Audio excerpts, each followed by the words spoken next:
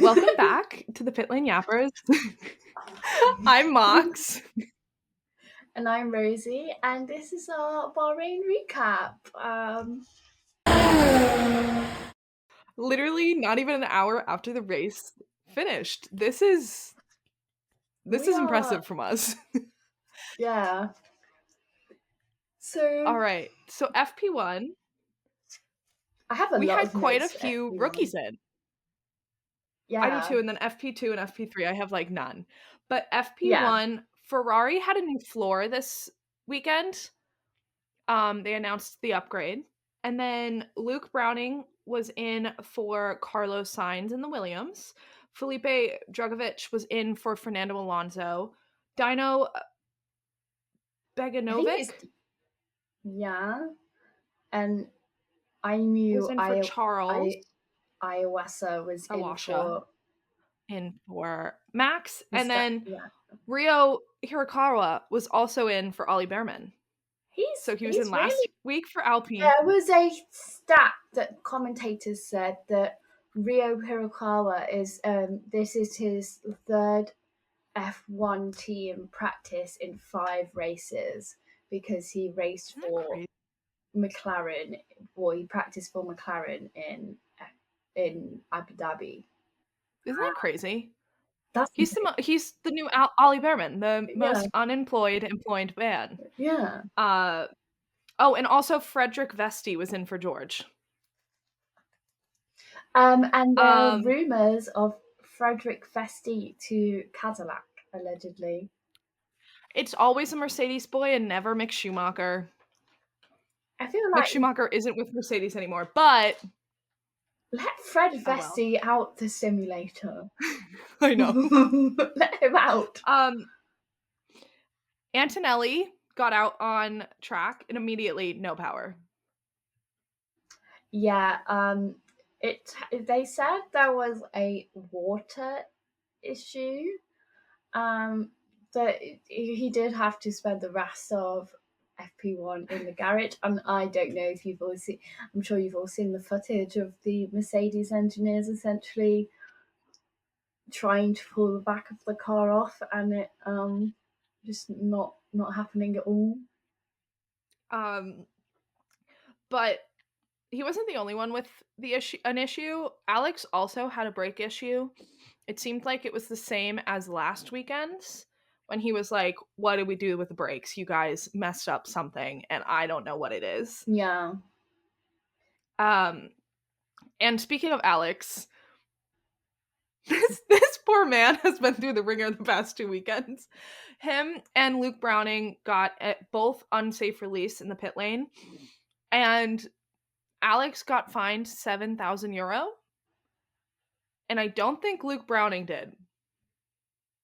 But like, Luke why are Browning we? probably does not have €7,000. I think Williams is going to pay for it, but why are we penalizing a team In FP1, for in FP1 for unsafe releasing both of their drivers? Like, it would actually do no harm to anyone else other than themselves, which would um, be punishment enough. and then I also have that Esteban was saying that the Haas down the straight felt like the car was pulling left to right down the straight. I don't know what that means. I don't drive, I think but like it wasn't like straight. it shouldn't be doing that.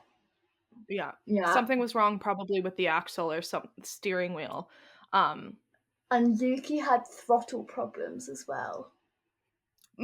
Red Bull didn't have a good weekend. No, Like, not at all. at all. Like, Um this was bad for them. like they're going to pretend this never happened. Bad. Um And who was having a good weekend, and I'm sure we'll come back to this, Pierre Gasly. I was about to say Pierre Gasly seemed to be killing it. I think Alpine has an illegal car. There is no way they don't. He was far too competitive all weekend. All weekend. And also, like, it's really questionable how it was working so well for him, and Jack Doohan was fighting for his life in these I mean, practices and quali. Pierre does have like I think Years. yeah, Yeah. yeah. But like I feel like there's got to be an investigation, at least somebody like complaining, because like you can't tell me Pierre just overnight got that good. I'm sure Christian Horner's thinking the same thing. Don't you worry. Not a Horner. Oh my gosh. Yeah, Pierre Gasly did an amazing job. Um McLarens were killing it like usual. And Ferrari, like usual, to quote Lewis Hamilton, it feels horrendous. Lewis fans have finally figured out why Charles Leclerc fans say you cannot say that he's a bad driver while he's in Ferrari. We tried to tell you. We said, oh, you don't come here, you'll be depressed. And they said, no, we won't. We've been at Mercedes for however long. Now look at us. You don't understand. But that's all I have for FP1. Yeah. Is that all you have for FP1? Yeah. I had that. Yeah, that's it actually. P1 was Lando Norris. P2 was Pierre Gasly. And then P3 was Lewis Hamilton. Who would have thought? Not us. Not us at all. So FP2. I have one note for this. I do too. Steering wheel? Yeah. Yeah. Fernando Alonso went into the garage and said, I need a new steering wheel. It keeps coming off super easily. Aston Martin said, okay, great, you're good to go. Never fixed it. Fernando Alonso physically went out onto the track with the steering wheel that wasn't properly connected. Yeah, no words for that one. Whatever. Also, like, talking about an unsafe release, Aston Martin should have got fined for that. As an Aston Martin girl, like, that, he could have A, killed himself, and B, killed someone else on track if that was a race. Yeah, like, what do you mean? You sent him out without an attached steering wheel? That's like one of the most fundamental parts of a car. Even those little toy cars have a steering wheel. I said we couldn't get worse than 2024. I clearly was mistaken. Well, listen, Newey's got his work cut out for him, but... Also, it was so funny, and I'll tell you in quali, but it was about Adrian Newey. But Piastri was P1, Lando Norris was P2, and George Russell was P3, baby! FP3, Charles's mirror fell off. Yeah, it just like... Just... But like... What? I don't think a single team, aside from McLaren, has built a competent car this weekend. Or at least one that stays together. Yeah. I was gonna say Kimi Antonelli was okay, but George was not. Anyways, Max was struggling. This entire weekend, he was really struggling. He was like, I have no grip. The steering wheel's awful. The brakes awful. The gears are awful. This car's awful. I want to go home. Yeah, he was not having a good time. But don't worry, he was rescued by Nico Hulkenberg going off because anti-stall came on and he couldn't turn it off. Yeah. Unusual. Really? From Steak? No, but unusual enough. It was very weird. It was very weird. And they were like, they never came out and said like, oh, this is how it happened. They just said, yeah, we fixed it. Which I feel like that means it's gonna keep happening. Or they were like, don't want to say it. They were like, well, that's embarrassing. Anyway, we fixed it. So Piastri was first again. then Lando, and then instead of George, it was Charles. So you can tell McLaren was really having a good weekend. I was having a good weekend at this point. So on to qualifying. It was very windy. Yeah. Like Bahrain's very windy all the time, but like the commentators were like, this is a little windier than usual. So let's see how that affects the drivers. And my God, it affected them. The worst thing that happened this weekend was track times being deleted because nobody knew where track limits were. Oh my God, all weekend, like, especially later on through the race as well. Yeah. Stroll was the first one to get his time deleted. And then Haas, they didn't get their time deleted, but Ocon basically bailed out of a flying lap because his seat was broken with his strap. It kind of seemed like Isaac Hadjar, and so it was like a real crunch time. Like they had maybe 5 minutes left when they finally fixed it. So, and I feel like Haas hasn't been having that many issues.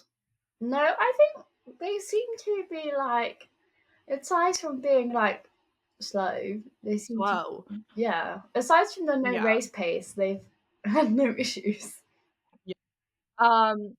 Also, that is also the qualifying uh, session that Max radioed in saying there is something really wrong with the car. And while that was happening, Jack Doohan jumped to P6. Also, Alonso ran 2 different tires in Q1 just to make it to Q2. So we were already starting off on a bad foot. Aston Martin always starts off on a bad foot, but okay. At least they didn't do the one flying lap in Q1. Thank you very much. about But time. also, this is just a side note I have because everyone seemed to be struggling with their tires and their speed and saying the car just doesn't work. How is like Williams was really fast, Haas was really fast. These were the cars that were really fast in winter testing at Bahrain. And then when it got to the race weekend, they were like, yeah, we got nothing. No, I don't understand because right, You everybody haven't had a knows major upgrade yet. everybody knows Bahrain, right? The cars are test. What? What? Nico Hulkenberg might be disqualified. For what? His skid wear is less than 9 millimeters minimum thickness required. Like after? He's like, he wasn't even in the points. Give him a break. But okay, at 5 minutes left for Q1, Max and Yuki still had no time left, and people were like, okay, maybe Red Bull is just going to start at the back of the grid and just take a new penalty because of the CPU or whatever. Like, they didn't really know what was going on. They just knew Red Bull was struggling. But their sister team was not. Isaac jumped to P5 on his final lap. Goated behavior. They said Isaac, you're in trouble, and he said, don't worry about it. Also, like, I think it was everyone was getting the checkered flag, and then the commentators were like, Max is under investigation. He might get his time deleted for track limits. Like, right after everyone took the checkered flag and he knocked someone out, and people were like, okay, did anything ever come out of it? And it turned out to be his first lap. And I was like, why would you say that now? No, literally. Like, that's done. That was 20 minutes ago. You can't do that. But Ollie Behrman, Lance Stroll, Gabriel Bortoletto, Liam Lawson, and Alex Albon were out. And we have to note that Isaac Hadjar did outqualify Liam Lawson, and Carlos Sainz outqualified Alex Albon. However, after the session, literally 45 minutes after qualifying, Nico Hulkenberg's time got deleted, and Alex Albon got upgraded. And so he would have made it through to Q2 if they just deleted the times when they were supposed to. Yes. We should note that Yuki outqualified Lawson again. Who would have thought? Me. But Q2, we have to note that both McLarens and Charles are the only drivers to get to Q2 with one set of tires, which is Listen, quite impressive.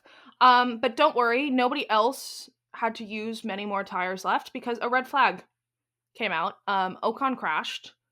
It looked horrible. it looked horrible, but when It you looked watched it, horrible, but the onboard he didn't was seem like, that it wasn't bad. that bad.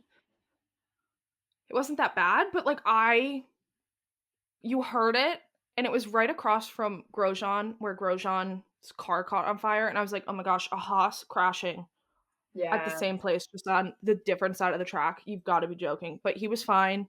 Um, but yeah, his radio, he was like, I'm so sorry, guys, I'm fine. That was all me. I'm so sorry. There was literally nothing I can do. And I was just like, oh, Laura was so that's nice though. She was like, as long as you're yeah. okay. She's like, that's all that matters. You're okay.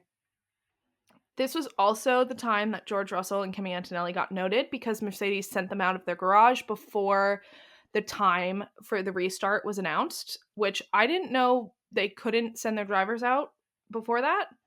But they were noted. And I was like, who cares? Who cares? Your Honor, who Yes. cares? Oh my god. And so because of this red flag, literally 5 minutes to go in My Q2, little half the grid George. didn't have a lap time. That included Max, Yuki, Fernando, Lewis, and Isaac. So I was like, can everyone just get out of their way, please? Can they all just set a time? And as these drivers were getting sent out, Pierre jumped to P3, but Yuki and Max really pulled it out of the bag. They got into Q3, and this is the first time all season that Red Bull got into Q3, both of them. Also, Aston Martin, once again, one flying lap. Have we learned that this car does not do well with one flying lap? But Carlos did get P6, which means he got into Q3 as well. But the drivers who were out were Ocon, obviously, Fernando Alonso, Nico Hulkenberg, Isaac Hadjar, and Jack Doohan. This means Pierre Gasly was into Q3. So just like to note that. Yay, pink car! But Q3, before the pit lane got the green light, the cameraman knew what we all wanted. It showed Bonotto watching Lewis and Charles drive right by the state garage, and he was just like, but I only have one note for Q3. I know what it is, but I have a few more notes. Max came onto the radio almost immediately, and he's like, guys, I can't brake at all. I was like, what? How does this keep happening to drivers? Like, what? And then Piastri went P1 and Lando went P3. And it was right before they could do one more flying lap, and McLaren was like, yeah, Ferrari, Mercedes, there's too close, we're going again. And so this is when Hamilton got his time deleted, so he had one flying lap to really qualify. So did Kimi Antonelli. Charles ended up out qualifying Lewis Hamilton. Again. And then Oscar went over the line and he got P1. George Russell, no, it was Lando next. Lando went on the flying lap immediately after and he got P6. They said in Sector 1 he had a bit of a mistake. I didn't see it. They replayed it, but it was probably very minuscule that if you're not a driver or an engineer, you probably couldn't really see it. So, but then George Russell got his flying lap and he split Charles and Oscar and he got P2 and I was like, yes. So it was an Oscar George front row with Charles right behind him. And then that night it was announced that George Russell did in fact get a one place grid penalty. So did Kimi Antonelli. So that dropped him to P3 and Charles into P2. Honestly, that was like a win-win situation for you. Like, There is Oscar no George Charles wrong. or Oscar Charles George, like, it really didn't matter. But for me, I was like, George Russell, you better do the impossible for this race. The impossible. And he And he did. did. So he definitely did. That takes us on to the race. This was when Hulkenberg was dropped to P16 because his time got deleted, and everyone's like, whoa, that's pretty bad. But they said it's not that bad for George, Kimi, Nico, like all these drivers that were getting penalties because Bahrain is one of the best tracks to overtake. So they were like, don't worry. We know last weekend was really boring, but this weekend will not be boring. And it was not. And it was not. Ferrari put Charles on mediums. Don't. While most of the rest of the grid was on softs. Don't. You're on the front row. By chance, qualifying talent. I am so sorry. I am so sorry. But the fact that I think it was DC who was like, Ferrari might be taking a risk, but like it might just be exactly what they need. They might have some data that we just don't know yet. And I was like, no. Ferrari just doesn't know what they're doing. Like always the optimist there, DC, but that meant George Russell had a pretty good chance of at least overtaking Charles. And he did. That was a gorgeous overtake. With ease. And we do have to talk about Lando Norris going from P6 to P4 in like one turn. And then, however, he was noted for a false start.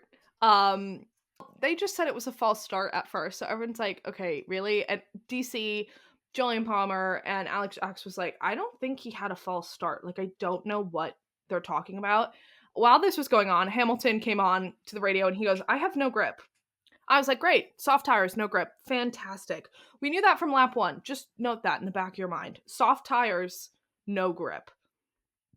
And then it came up that Lando was actually noted for an out of position at the start, which means he was over his grid box. They showed Max's onboard because the radio came up and it was Max, and he says Lando's completely over his box.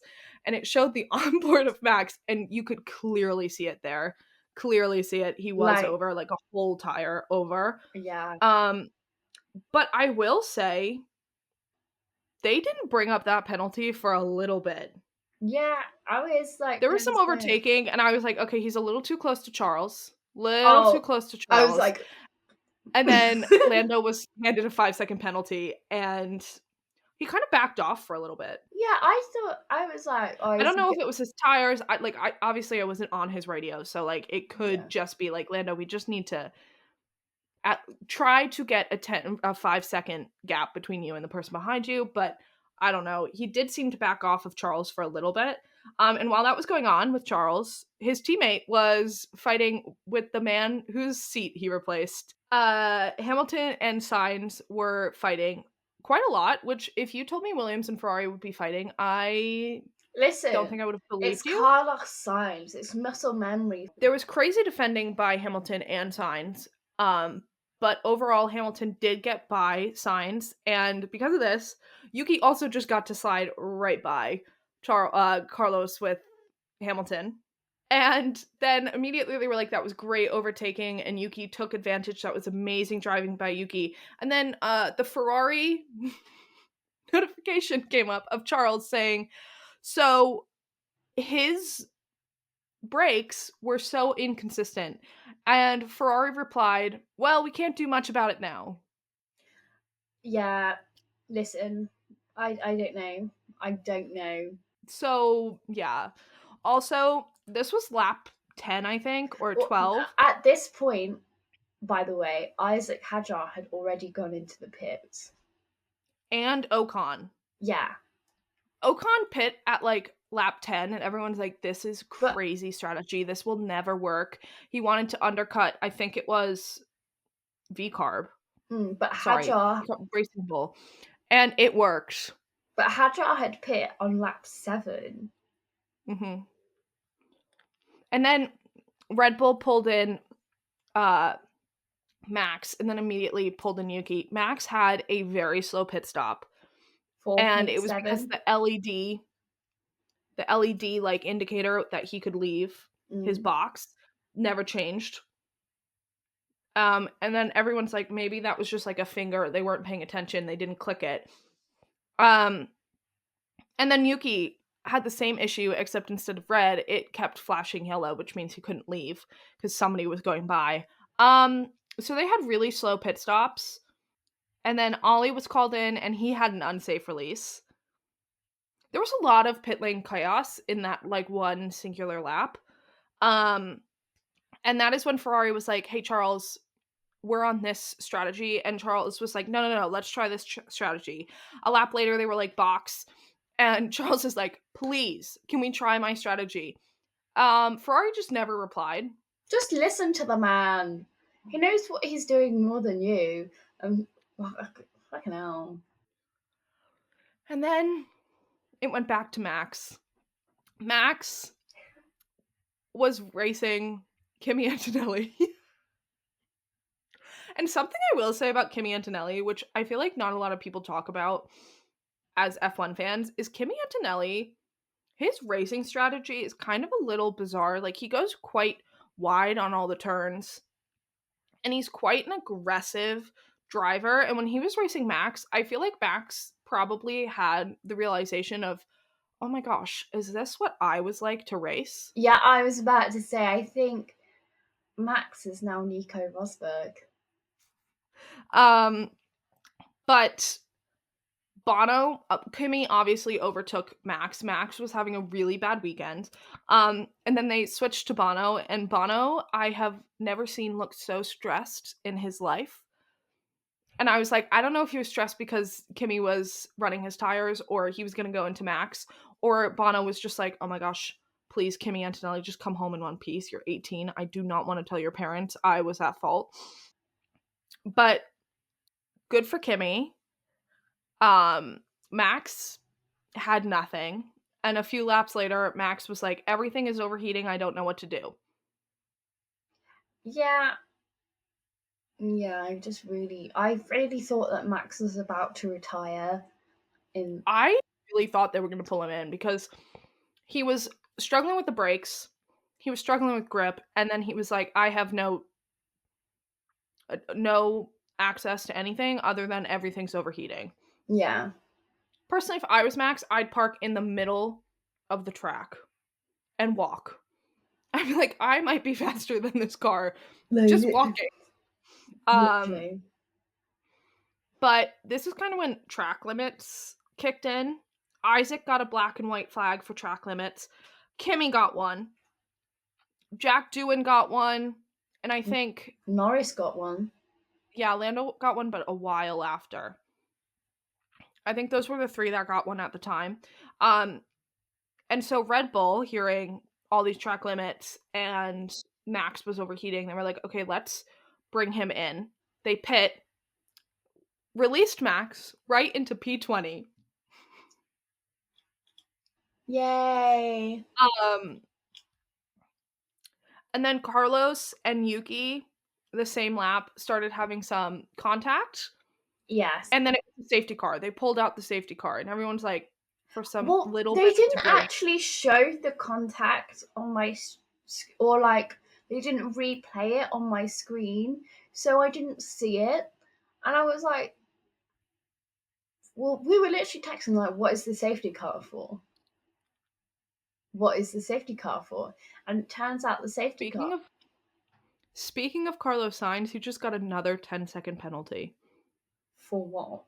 Forcing Kimi Antonelli off the track. And 2 penalty points. And Nico Hülkenberg has been summoned because of his skids.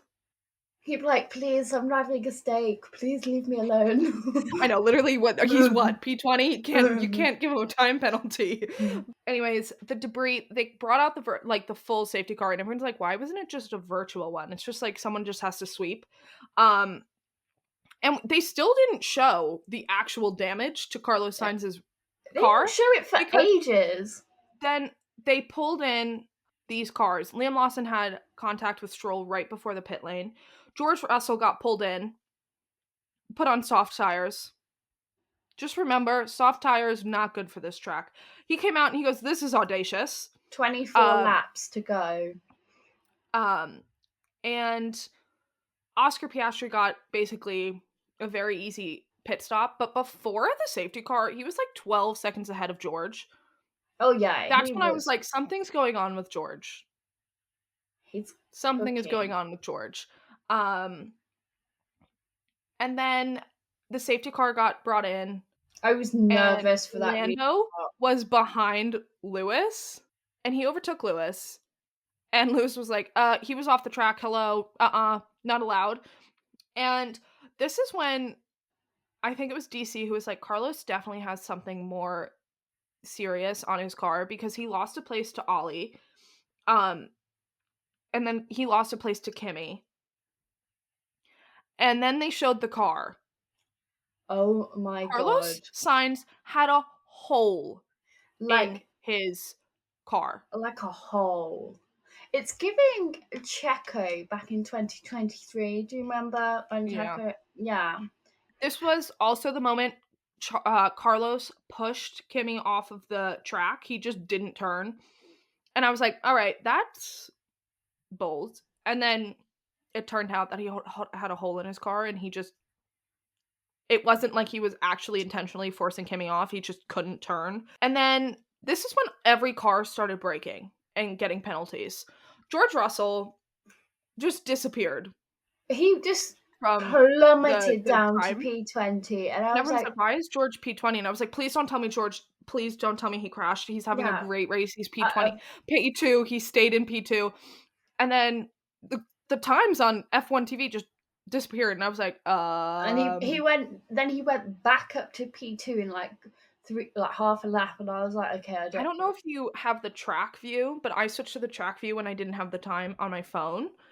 Why was George in the sky? George was not even on the track. Marcus came on to the radio and said, George, we're having a time response issue. Sorry. We're going to try to fix it. I can give you a coordination to try to fix it, but we will not be able to use DRS unless when I tell you we can use DRS. And this was a moment when George tried to radio back and his DRS opened and he closed it immediately. And he was like, yeah, I want that combination. But that was when the FIA went, Yeah. And this was also when the FIA gave Liam Lawson a 5-second penalty for causing a collision with a Sauber. And then this is also when Carlos got a penalty for causing collision with Yuki. Which, by the way, listen, you don't have to like Carlos Sainz, but he's the one who has a hole in his car. No comment. Then Yuki also got investigated. He had no further action, but Carlos got a 5-second penalty. And then, a 10-second penalty. And then he was investigated for forcing Kimi Antonelli off the track. Obviously, we just heard he got a 10-second penalty for that. This was also when Hamilton said the car wouldn't turn. I'm so sorry. I mean, it's and not then on lap unexpected. 46, and then on lap 46, Williams radioed to Carlos Sainz, box to retire the car. And this was also like right after that, Oscar's engineer radioed in and was like, remember to use the drink. And he was like, I would if it was working. Charles Leclerc, is that you? So kind of crazy. I would like to found out comment Oscar Piastri did not have water. on this while all of this has been going on, right? Norris has been up Charles' ass for a few laps now, and Charles, oh my god, he defended in that little tractor. He kept he kept that rocket ship behind it. You really want to talk about a tractor to an Aston Martin fan? You want to call a Ferrari a tractor? I would argue the only race team worse than Aston Martin is the Ferrari. But then George got another radio and they said, so there is a DRS issue. We don't have DRS right now. We can't tell when we have DRS, and neither can the person behind you. And we can just reprogram. We can tell you how to reprogram it. It might not work. And George, going through hell, by the way, having no DRS on soft tires that are dying. No dashboard. He was like, well, you know what? I'll try it as long as my steering wheel doesn't fall off. Boy got jokes. Like, George, we don't have time for this. My heart is jumping out of my chest. As an Aston Martin Alonso fan and a George Russell fan, I was like, George Alonso, they stay strong together. And then this is also when Lawson got another 10-second penalty for causing another collision. And this is also when we found out that Ocon's strategy, pitting really early, worked. Wow, yeah. Haas had a strategy that worked. And this is when Lando overtook Charles off the track. No, it was Hamilton, wasn't it? And then I think it was Hamilton first. He pushed me off. Hamilton versus Lando. Lando overtook off the track.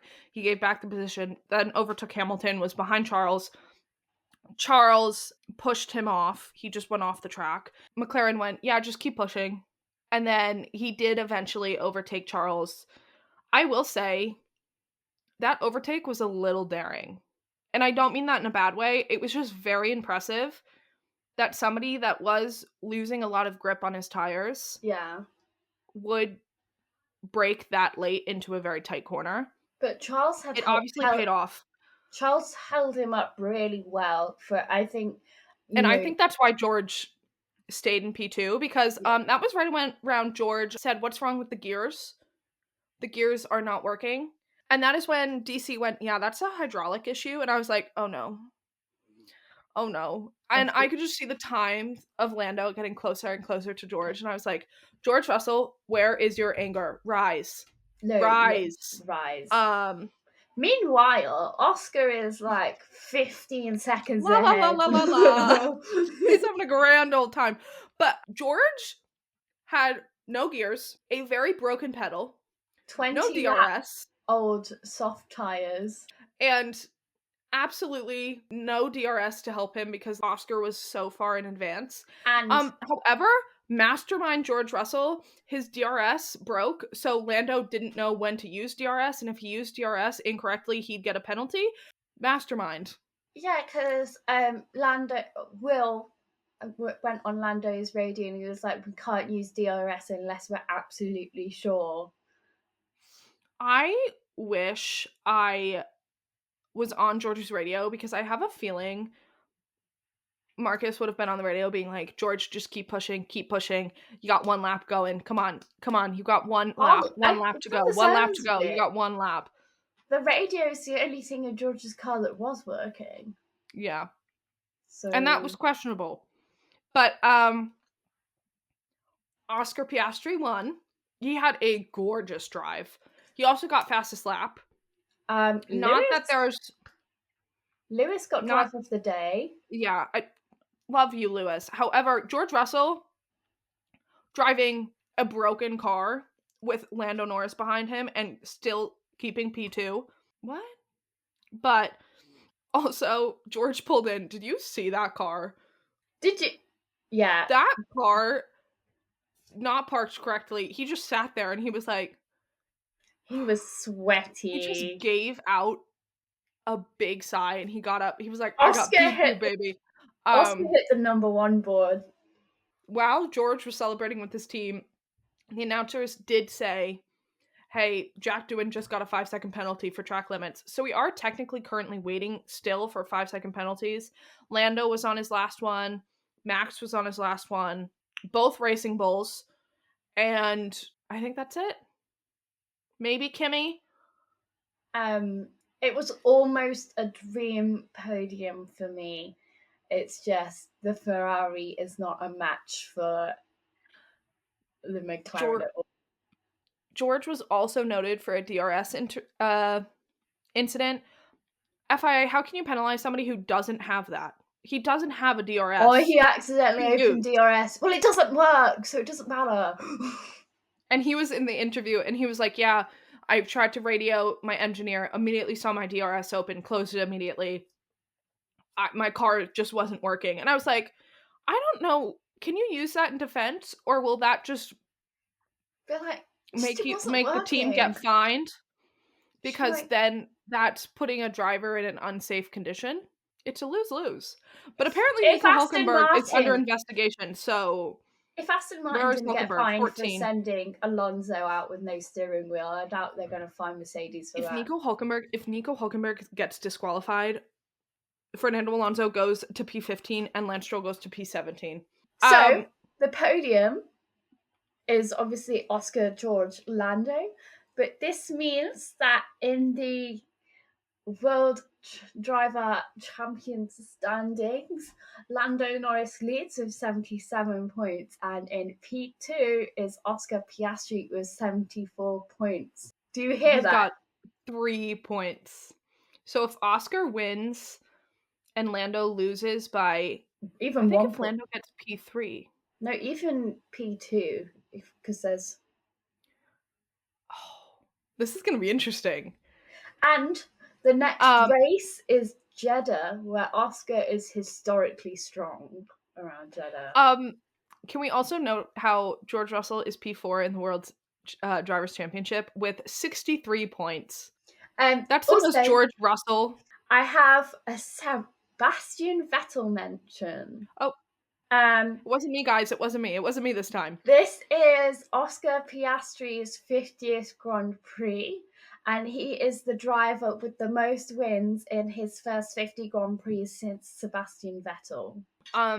Also, talking about Sebastian Vettel, I feel like the commentators, especially on F1 TV, are really saying like the championship is between Lando and Oscar, and yes, they have the most powerful car, and it probably will be, but I get ruling out Max because he doesn't have the car, but ruling out George, who has consistently scored very highly in the past 4 races, and counting out Charles right now before the Ferrari upgrades that are downgrades is kind of crazy. That was a beautiful statement. It wasn't me, everyone. It wasn't me. But also Steven Gerrard was in the Ferrari garage this weekend. Worlds colliding. Stevie G, you're in the wrong garage. He's in the red one. He's in Liverpool. Yeah, but he's British. He should be in Mercedes. Also, Oscar Piastri has kept his stats. 100% pole to win ratio. He has only had 2 poles, and he has only had 2 wins in this season, but it's a pretty impressive stat. But 2 poles ever in F1, 4 wins. He actually has 200% win rate.